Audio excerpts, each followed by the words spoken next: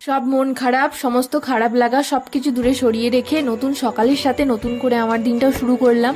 এই পুতুলটা আমার বাড়িতে রয়ে গেছিল, মানে ছিল দুদিন ধরে, দেখানো হয়নি।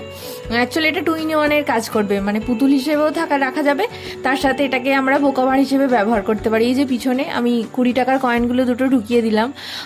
মানে আমাদের এখানে বোকাবার বলে টাকা জমাবার জায়গাগুলো, অনেক জায়গায় বিভিন্ন নাম। তো এটা অ্যাকচুয়ালি মাটিরই হয়।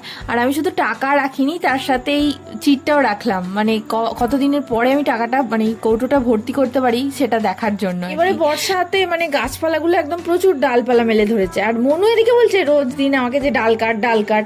আমি বোঝাতে পারছি না যে রোজ রোজ ডাল যদি গাছের কাটা হাতে গাছেরই ক্ষতি হয়, উল্টে আমাকে মানে ইমোশনালি ব্ল্যাকমেল করছে যে গাছ লাগানোটা কোথা থেকে শিখলি, আমার থেকে তো শিখলি, আর এখন আমার কথা অবাধ্য হচ্ছিস। মানে আমি ওই জন্য রাগ করে আজকে প্রচুর ডালপালা কেটে দিয়েছি। কি বলবো, বাইরের লোক বললে অতটা ডোন্ট কেয়ার করা যায়, কিন্তু বাড়ির লোককে কি আর সেইভাবে করা যায়, আর খারাপও লাগে, সেজন্য বাধ্য হয়ে কাটলাম।